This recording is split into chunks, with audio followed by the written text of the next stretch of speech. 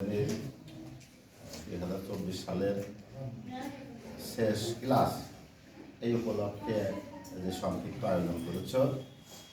এই আয়োজনে উপস্থিত আছেন আমাদের গুরুলিয়া মাধ্যমিক বিদ্যালয়ের সকল ছাত্র শিক্ষক, প্রতিষ্ঠানের সার্বিক আনন্দ বেদনা মিলন গ্রহ সংকটের সহযাত্রী,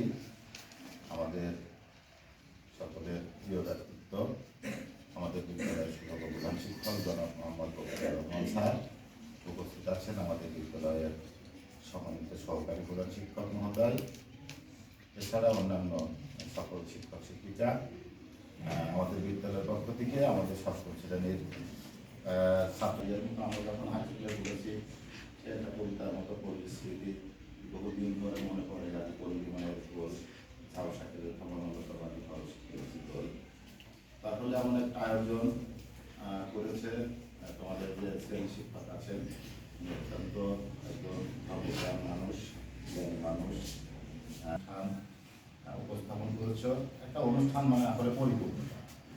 সেখানে আমি ভালো লেগেছে যে তোমাদের শ্রেণী শিক্ষক উনি লাভ করবার জন্য যা কিছু থেকে তোমাদের দিয়েছেন, সেখানে আমাদের যে পবিত্র কোরআন তেলাওয়াত, গীতা পাঠ সব কিছু মিলাই অনুষ্ঠানের যে পরিপূর্ণতা সেটা অনেক ভালো লেগেছে। তো আসলে তোমরা প্রাথমিক বিদ্যালয়ে 5টি বছর অতিক্রম করেছ, তো সেখান থেকে তোমরা আরেকটি আমাদের মাধ্যমিক বিদ্যালয়ে তোমাদের পদার্পণ হয়েছে, সেখানে তোমরা ইতিপূর্বে 2টি বছর মাধ্যমিক বিদ্যালয়ের 5টি বছরে কিন্তু সে শিখতে পারে। আর এর পরবর্তীতে উচ্চ মাধ্যমিক যে কলেজগুলো আছে, বিশ্ববিদ্যালয়গুলো আছে, সেখানে আসলে হয় কি এই প্রাথমিক বিদ্যালয়ে শিক্ষণেরই তাহলে তার বহির প্রকাশ ঘটাতে হয়। ওখানে এখন নতুন করে শেখার কিছু থাকে না, কারণ আমরাও যা মাধ্যমিক বিদ্যালয়ে শিখেছি সেগুলোরই প্রতিফলন এখনই ঘটাই, নতুন করে সেগুলো বাস্তবায়ন করি, তার সাথে কিছু যুক্ত করে সেগুলো আসলে বাস্তবায়ন করাই।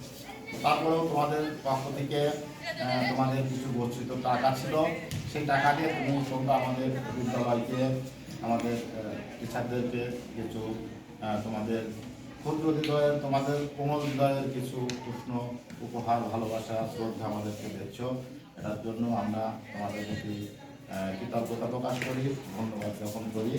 তো আমি চাই বা আমি মনে করি যে ছেলে মেয়েদেরকে আসলে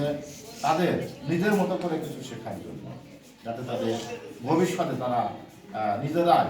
স্বাবলম্বী হয়, যে কোনো অনুষ্ঠানে বা যে কোনো প্রোগ্রামে তাদের মতো করে সব কিছু উপস্থাপন করতে পারে। তো পরিশেষে আমি আর কথা বাড়াবো না, তোমাদের আরও 2024 সাল একটি বছর অতিবাহিত করেছ, তোমাদের জীবনের লক্ষ্য উদ্দেশ্য ঠিক রাখবে, এই জীবনে লেখাপড়া করতে হবে, জীবনে অধ্যয়ন করতে হবে। ছাত্র নাম অধ্যয়ন নাম তখন ছাত্রের কাজ শুধু অধ্যয়ন করা, কর্ম করে যাও, ফলে লেখা করা যাবে না, ফল সংস্কারের উপর সমর্পণ করতে হবে, যেমন কর্ম করবে তেমন ফল করবে।